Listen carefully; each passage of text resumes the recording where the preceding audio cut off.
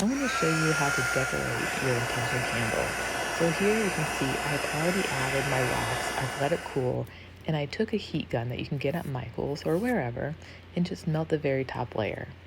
Then here comes the fun part. You add your embellishments, fun feathers, charms. Just take wire cutters, clip the very top hoop off.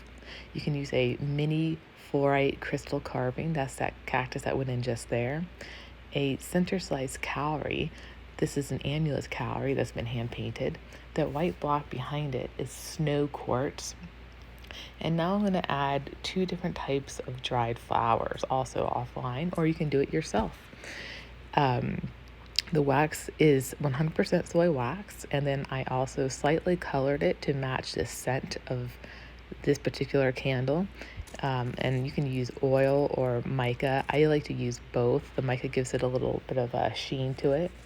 And then as far as the mug goes, as in I like to collect mugs and bowls wherever I go, that are affordable, cute, and sometimes have cute sayings or kind of tend to go towards the theme of the scent.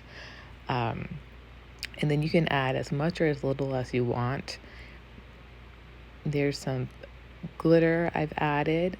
I feel like glitter is always a must because everybody loves something shiny. And that's it.